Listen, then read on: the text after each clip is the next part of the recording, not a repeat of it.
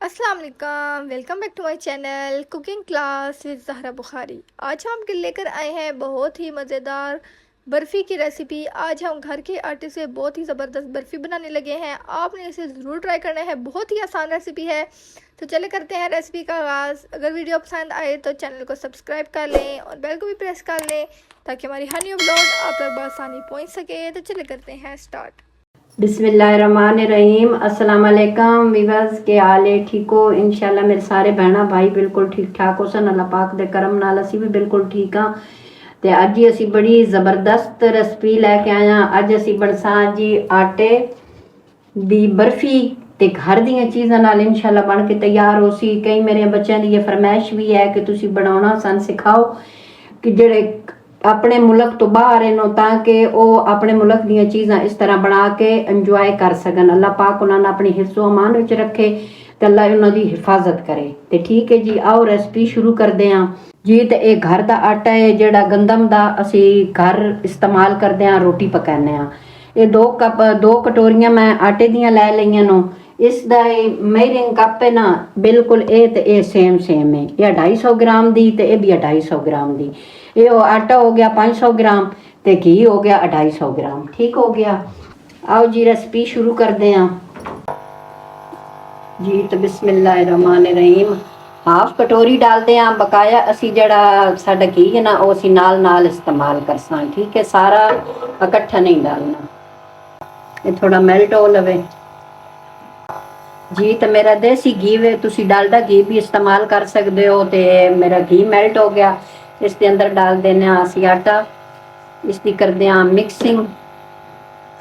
नाल ही असी दूसरी कटोरी भी डाल देसा जी। तो इसन हल्की आंच ते ना इसकी भुनाई करनी है ताकि इसके अंदर अच्छी जी खुशबू आवे ते बड़ा ही मज़ेदार बन के तैयार होंदा वे।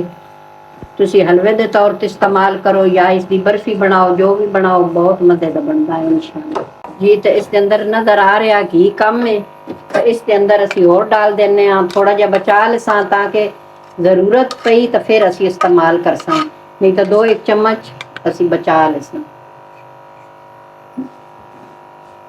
जी। तो 9 तो 10 मिनट इसकी असी भुनाई करनी है। इसके भी घी थोड़ा कम है, बकाया जरा बचा हुआ घी है वो भी असी डाल दिता। पूरी कटोरी इसके अंदर चली गई है घी दी। ते 9-10 मिनट इसकी असी शुरू तो लैके इस स्टेज तक 9-10 मिनट असी इसकी भुनाई करनी। ते आटा तुसी छान के लेना ते जो चीज़ असी इस्तेमाल करसा नाल दसा कि केड़ी छानने वाली। ठीक है, जरूर सूजी होवे आटा होवे तुसी छान के इस्तेमाल किया करो क्योंकि मौसम गर्मी का ते अंदर कीड़े बन लैंदे जी। तो 7 मिनट हो गए इसनू भुनदे हैं। अच्छा जी, माशाल्लाह कलर भी आ गया, खुशबू भी आनी शुरू हो गई। इसके अंदर डाल देने हाफ कटोरी सूजी छान के लेनी है। तो इसके अंदर इसकी भी भुनाई कर लेने जी। 9-10 मिनट हो गए इसकी सूजी के नाल भुनाई की तो माशाल्लाह अच्छी जी भुज के तैयार हो गई है। तो चूल्हे ने इसनू बंद कर देने ते इसनू होण देने ठंडा एक साइड ते रख दें ते अगला काम कर लेना। नाल इस थोड़ी देर चम्मच चलाना, कढ़ाई गर्म है इस तरह कि थोड़ा आटा जड़ा वो जल ना मंगे जी। तो 2 कटोरी मेरा आटा है तो इसके विच असी ना 1.5 कटोरी चीनी दी पसा। ठीक है, क्योंकि अगर तुसी ज़्यादा मिठा खाते हो तो 2 भी डाल सकते हो। इसके अंदर 1 कटोरी पानी दी जासी।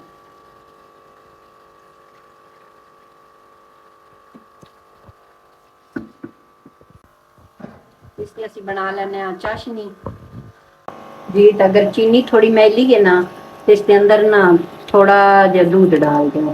ठीक है, इसके नाल जेड़ा ना थोड़ी चीनी साफ हो गई सी, जितनी मैल हो सी ना ये उत्ते निकल हो सी वो फिर इस चम्मच के नाल उठा ली सी नहीं तो इस तरीके नाल ना उत्ते मैल सारी आ गई।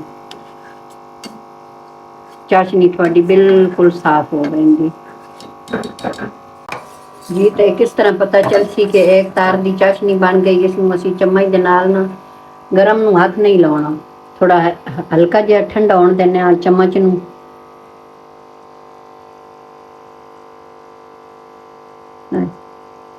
बिल्कुल हुण तार बन रही आया जी चीज़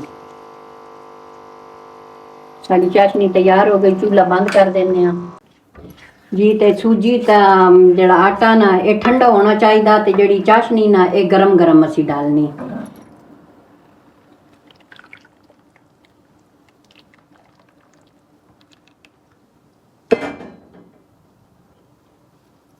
इसमें मिक्स कर देने आ।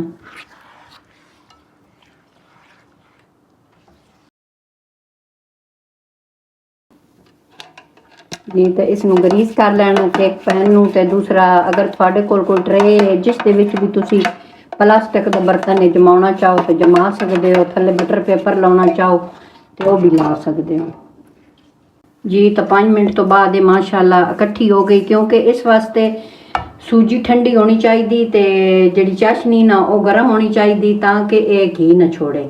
इसके अंदर हाफ कटोरी नारियल दा बुरादा डाल देने आ।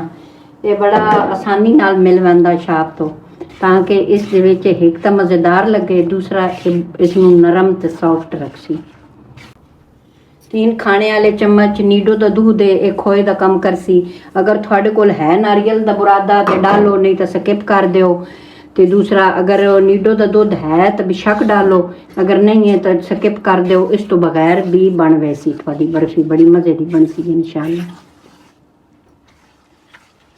डालो तो इसके अंदर गरम गरम डाल देना, ठंडा नहीं करना। ठंडा हो गया ना तो बिल्कुल भुरगना जहा हो वैसी। इसमें गरम गरम ही इसके अंदर ऐड करना जी। तो इस तरीके नाल इसमें सेट कर देना।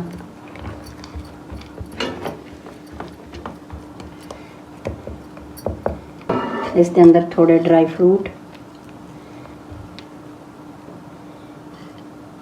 मिक्स इन बादाम ते पिस्ता अखरोट थोड़े कोल जो भी हैं तुसी इसनू तो सजा सकते हो अपने तरीके नाल। हुण इसनू छोड़ देना सैट होने वास्ते। फिर मैं थोड़ा टाइम दस्या कि कितने टाइम विच सैट होया जी। 20 तो 25 मिनट लगे। कदी कदी इस तो जल्दी भी जम वेंदी है तो इसनू असीं हुण निकाल लसां इस तरीके नाल। बहुत मज़े दी माशाल्लाह बन के तैयार हुई। तो इसकी असीं कर लसां कटिंग। पीस पसंद है ना, तुसी इतने इतने इसके पीस कर लो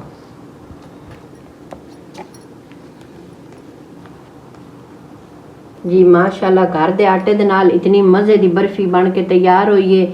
ये तुसी बनाओ। अगर घर दे विच मेहमान आने होन ना तो तुसी ये बनाओ। तो इलायची मैं पाउणा भुल गई आसो तो तुसी ज़रूर इलायची दा पाउडर या इलायची जिस टाइम तुसी चाश बनाते हो ना, उस चाशनी बनाते हो उस टाइम डाल दे है, ठीक है। तो जे अगर पाउडर होवे तो फिर एंड ते डलिया है। तो बहुत मज़े की माशाल्लाह है। तो तुसी ज़रूर बनाया इंशाल्लाह थानू बहुत पसंद आउसी। तो माशाल्लाह चेक भी करा देनी आ। इतनी सॉफ्ट बनी, इतनी मज़ेदार बनी बर्फ़ी। देखो ना बिल्कुल इस तरीके नाल कोई सख्त नहीं है माशाल्लाह। बहुत मज़े दी वे। तुसी ज़रूर ट्राई करिया इंशाल्लाह थोड़ी भी मज़ेदार बन सी। तो ठीक है जी। इस दे नाल मैं चाहनी इजाज़त। लाइक शेयर ज़रूर करिया। अगर चैनल ते न्यू हो तो सब्सक्राइब कर लो। तो दुआवां याद रखा है, ठीक है जी। अल्लाह हाफिज़। फिर मिलते हैं एक न्यू रेसिपी के साथ। तब तक के लिए अल्लाह हाफिज़। चैनल को लाइक कमेंट एंड सब्सक्राइब ज़रूर कीजिएगा और बेल को भी प्रेस कर लें ताकि हमारी हर न्यू अपलोड आप तक बआसानी पहुँच सके। खुश रहें, आबाद रहें। अल्लाह हाफिज़।